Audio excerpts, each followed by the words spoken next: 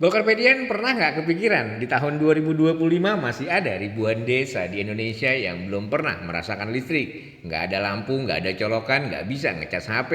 Malam-malam cuma ditemani gelap dan suara jangkrik. Sementara kita di kota ribut soal wifi yang lemot. Buat mereka satu lampu menyala saja sudah menjadi mimpi yang jadi kenyataan. Tapi ada satu orang yang lahir dari gelapnya malam desa dan kini jadi aktor utama dalam misi besar menyalakan Indonesia. Namanya Bahlil Lahadalia, Menteri SDM di Kabinet Prabowo. Bahlil tahu rasanya hidup tanpa listrik. Lahir di Maluku Tengah, dia tumbuh besar di rumah yang penerangannya hanya lampu minyak tanah. Setiap pagi keningnya hitam karena asap. Itu bukan nostalgia zaman dulu, tapi cerita nyata masa kecil menteri kalian. Dan karena itu Lisdes atau program listrik desa bukan sekedar proyek pembangunan. Ini balas dendam personal terhadap gelapnya masa lalu demi masa depan yang lebih terang buat anak-anak desa. Targetnya ambisius, 5.758 desa terang dalam 5 tahun.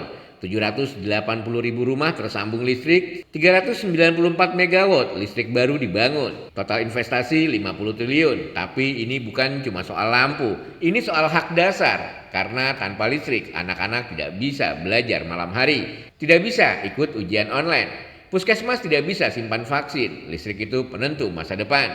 Lalu kenapa baru sekarang? Karena biaya tinggi dan lokasi sulit. Desa-desa di gunung, pulau, hutan, kalau pakai logika bisnis investor ogah. Karena butuh biaya 5 sampai 10 kali lipat dibanding kota. Tapi disinilah Lisdes berbeda. Pemerintah tidak hitung untung rugi karena listrik bukan barang mewah. Listrik adalah keadilan. Dan ini bukan mimpi kosong. Sampai akhir 2024, 83.693 desa dan kelurahan sudah terang. Sejak 2022, program BPBL atau Bantuan Pasang Baru Listrik telah menyambungkan 367.212